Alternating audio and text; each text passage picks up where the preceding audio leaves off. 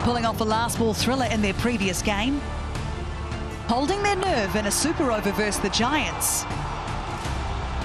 crossing the finish line with just 2 wickets in hand against the Night Riders. It may not be the faint-hearted's favourite team, but the Desert Vipers have emerged as the king of the clutch moments in the DP World ILT20 Season 4. With a perfect record and sitting on top of the table, can they extend their winning streak? They're up against the Giants tonight, who are looking for revenge. In their last matchup, the men in orange had the upper hand for most of the game, but squandered their advantage just when it mattered most. Brace yourself for another epic desert duel as the leaderboard's top 2 teams collide tonight. Welcome to match 12 of the DP World ILT20. It is the Golf Giants taking on the top of the table Desert Vipers.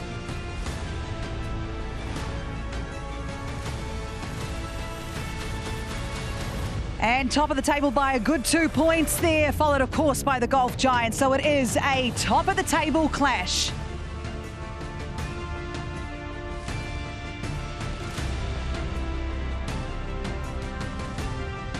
Welcome to Dubai International Stadium. It is looking absolutely perfect conditions out here. A great chance for a top of the table clash. So let's head out to the middle now with Alan Wilkins, who's got the 2 captains for the all-important toss for today's big matchup. Certainly is a top of the table clash with the league leaders. One of the sides is unbeaten and the other side is just on their shoulder, on the front row of the grid, you might say. Our toss representative, Kalpana Vora. We have our match referee, Simon Taufel. Lockie Ferguson's got the pips. He's the captain of the Vipers. And the skipper of the Golf Giants is James Vince. The coin from Kalpana is now with James. Heads. Vipers have called a head, and it is a head. We'll have a bowl, thanks, Rob. Vipers have won the toss, Lockie. What have you told James? What are you going to do? We're going to have a bowl, yeah. A bowl on this pitch. Why do you want to bowl first? Seems to be the theme of the tournament a bit. But look, yeah, I think with a little bit of dew in the evening, the ball slides on a bit. But the wickets have been different every game, so I'm sure it'll be a challenge tonight. Yeah, you played 4, won 4, but you've scrapped for those wins, haven't you? It's been a real scramble for the points. Yeah, they've not come as easy as we would like, but hey, we got the points as we go. So certainly testing the boys out in pressure moments, which is nice early in the tournament. But again, big challenge tonight with Golf Giants. So with an unbeaten side, do you keep the same playing personnel, or have you made 1 or 2 changes? Unfortunately, Goose has picked up an injury last game, and so Tom Bruce has come in for him tonight. Tom Bruce, the New Zealander, now Scott. Scottish, yeah. All right, okay, lovely. Thanks very much indeed. Thank you very Lockie. much, cheers. Good to see you fit. Go on, James Vince, also looking fit. So James, the Giants are going to bat first. Only one team has won batting first in the last 10 matches here, but they've won, so there is a glimpse of light. Would you prefer to have bowled? Yeah, obviously we would have bowled first, but it looks as good as the pitch has done so far this season here, so hopefully it plays well. I think the dew hasn't been coming in quite as much as we thought, so yeah, hopefully the conditions don't change too much throughout the night and we're able to turn those results you mentioned around. And one of your players has been lighting up this tournament, Patun Nisanka, the Sri Lanka. What's his state of health? Good news, he's back in for us tonight. A couple of other changes. Unfortunately, Moeen Ali picked up a knock in the last game, so he's not in. Chris Wood and Kyle Mayers come in for their debut. Right, couple of new faces then. And you're fit? You're fit, ready to go. Great stuff. Go and put the pads on. Thank you. James, thanks very much indeed. So the Vipers have won the toss, and Lockie Ferguson said they're going to have a bowl first.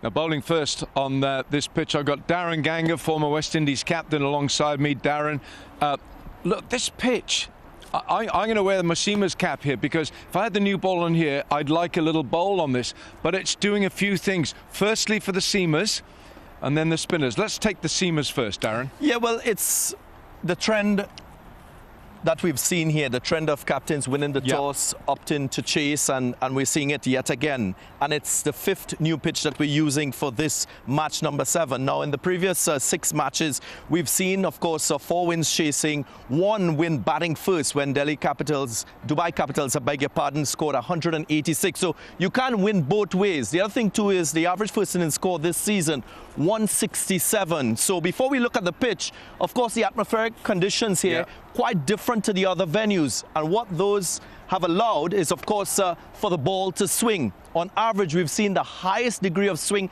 in the power play at this venue. And who is the best exponent? David Payne, of course, with that left arm seam option, with that wonderful wrist position, swings the ball away from the left-handers, swings the ball into the right-handers, and he's so good with his control, Alan, that he's picked up wickets, 2nd on that list of leading wicket takers. So Ian can be very successful in the last game with that degree of turn. And if you compare it across the venues too, you would see that there is something here for the spinners, because on average, 2.2 degree of turn at this venue, higher than the other 2 venues as well. So for me, the same will continue. Ball will dominate bat, and batters will have their work cut out. And just to confirm what you're saying, Liam Dawson was right here having a good look at this pitch. Liam Dawson, the Englishman, will love having a bowl on this pitch. Thanks a lot, Darren. Seam and spin does everything. Thank you very much, boys. Rowan Gavaskar, Mike Hazeman alongside me here. And Ro, a beautiful pitch, a lovely night to play cricket. I know it's the top of the table, and if you're looking at it, it says Vipers probably come into this the favourites, but are they? Because they've had some tricky wins. Are they due a failure, dare I say, or a really, really good game? Well, Laura, you said top of the table. What separates them is 2 points. And even those 2 points went down to the wire super over. So there's very little separating them at the moment. And you're right, at the moment, Vipers doing just enough to get the points on board. And look, that's all you need. But in terms of going to this match favourites, I think they'd be even. But Vipers, for me, were again slight favourites because they won the toss. They won the toss, they won the super over, they know how to win ugly, and sometimes that's what you got to do, you just got to win ugly. But when you look at these 2 teams and you look at the way that super over particularly was lost by the Gulf Giants, did they lose it or did the Vipers win it? Well, I think the Vipers actually were very lucky to win it. Actually, I think that over from Naseem Shah, that very first ball could have gone for 6. And it could have been a no ball as well, and that could have been all sorts of problem with that super over. But I mean, I look at the table as it is at the moment. I just look back and I think, gee, these 3 tight games is unbelievable for the Vipers to win 3 tight games like that. Good teams do that, but their story could be so different. But good on them for getting up and winning these games, because it's such an important tournament to win those tight games, so you then get momentum and keep going to the next one. Once you've done that once, you can do it again, you can do it again. So they're doing nicely. Well, the thing over here is, though, when we talk about the Vipers, do they peak too early? Because in the history of the ILT... Every other team is hoping so. Yeah, well, because in the history of the ILT20, no team has won more games than the Vipers. They were the first team to qualify last year, and then they struggled. They lost the first qualifier, and then they lost the finals. You look at how they've played so far. They've got points on board. They've been scraping wins. But, again, you get the feeling that, do they peak too early? If you're a Vipers fan, you'll be hoping not. This is the season where they go on to sort of push through and carry this form and momentum right through to the final. But again, if you won the most games in this competition over the years, and if you haven't won the tournament, well, you've got to be asking some questions over there. Well, the Gulf Giants have won this tournament, and by their own admission, they weren't too crash hot last season, but they were good in 1 and 2, obviously. If you look at their lineup, what they've got going for them, the fact Nissanka is back on the park for them tonight. I know we're talking about favourites, but they must feel really confident having particularly Nissanka back for them. Well, there's one thing that you've got to take note of, the fact that they lost 6 out of 6 playing at this venue last season. Now they've played pretty well here. They've played all the games here. They've obviously lost the 1 here, but Nissanka makes a massive difference. I mean, they've been going beautifully at the start of things. So I think it's really important that they bat around him and make sure they dovetail with him, because he's such a fine striker of the ball. Sitting on the sidelines with a bit of a hamstring issue for a bit, that's not going to affect him too much. And he's such a fit little guy.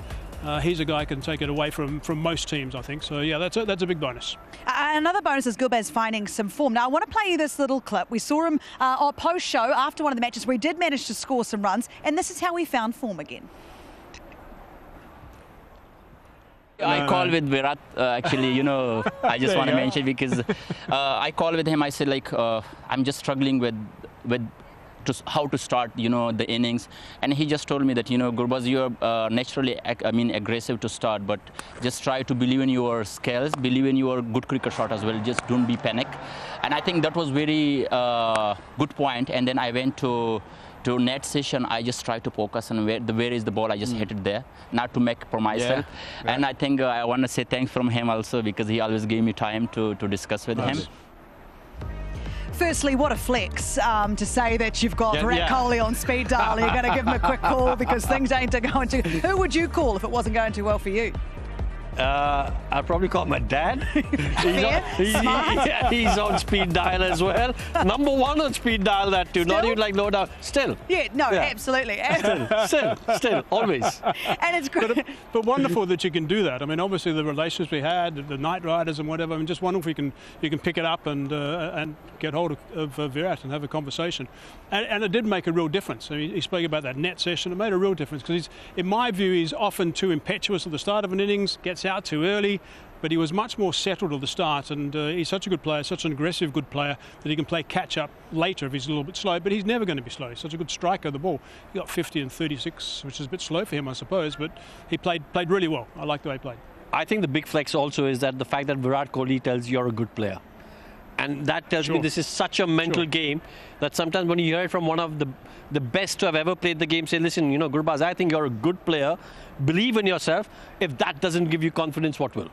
You boys are both on my speed dial. I hope you know that. I'm bringing you. If things go belly up here, I am giving you a call. We're going to take a quick break here from Dubai International Stadium, and when we come back, we'll have a look a bit more in depth. The two teams getting ready to do battle here at Dubai International Stadium.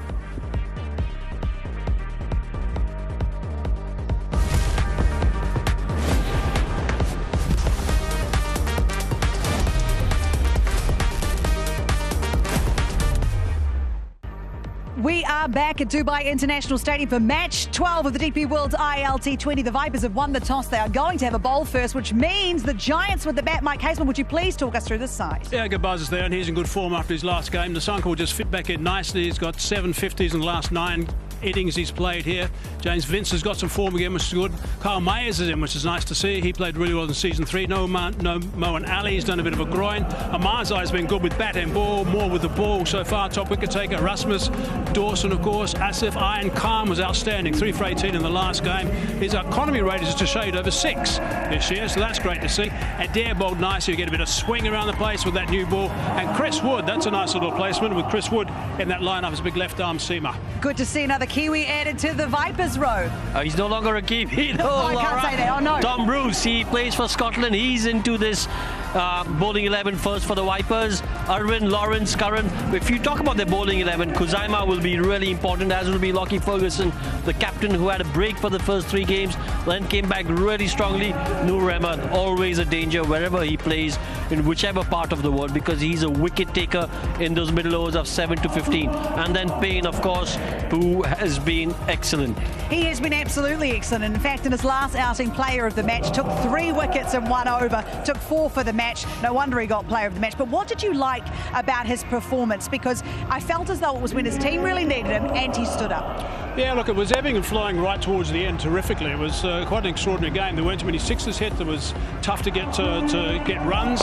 And he came into the attack and just picked up these 3 wickets in the 1 over, which suddenly got things turned on its head suddenly. And then it was a whole different story again. There's no doubt that the work from Rashid Khan with the bat was outstanding, got him right back into it. And then Payne made a big difference with those wickets. And he's got 7 wickets so far, and he's just gone at 7 apiece in the tournament also, so his numbers are great. His numbers are great. Watch out for him tonight. Another one to watch out for is their captain, Lockie Ferguson. He's gone through some challenges to get back on the park, but he's here and he's happy to be here.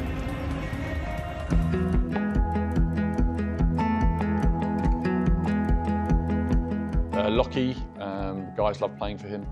He's just a wonderful man to begin with, wonderful person. Very considerate, considered person, but also a superstar bowler as well. And cricketer, when you throw that together, as someone who leads really well, I thought tactically was excellent last season. Oh, he strikes straight away. brilliant. He is a wicket taker. Played under a lot of great captains, so just tried to take some learnings from those experiences and implement it here. It's a tough game we play. I think from a batting point of view, I trust the boys and that department. Don't tend to add too much, just tell them to score more runs. Oh, that's the one he wants, the one that goes through the gate. But from a bowling front, I've played under some great captains, as I said earlier, and have learnt from those experiences of how to talk to bowlers, especially when the pressure's on. The learnings I've taken, tried to implement them, but also I just try to talk to bowlers how I want to be talked to and give them solutions and positivity, and often that kind of gets the result that we're after. We know it's a tough game, we know you can bowl a good ball and go for 6, so it's not so much about worrying about what's happened, but just trying to create a framework or create some positive thoughts around what happens next.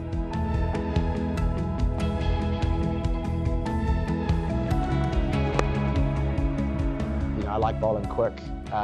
It's part of the job to sort of try to rock batters in a way to try to get wickets. It's a strength of mine and something I try to develop and keep working on. But yeah, I mean, it's all love outside of the park, but certainly once we cross the rope, it's all rival. I work extremely hard off the field. I'm forever trying to find a golden nugget to keep me on the park longer or make me bowl faster for longer. But that's, you know, part of the enjoyment for me. It's not a perfect science.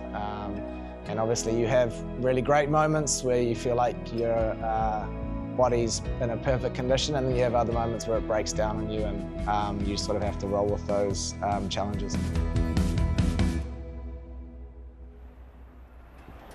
There are fewer greater sights than Lockie Ferguson steaming in. As a Kiwi fan, can I just say, it is fantastic. So I'm very much looking forward to what he could do out here tonight against the Golf Giants. But if we look at these two teams, and we've talked about specific players and who we think could fire, there's some new names on the park tonight. Who's winning? Ro, I'll start with you. Look, for me, it's a toss-up between law of averages and the Vipers losing a game, or do they have the advantage because they won the toss?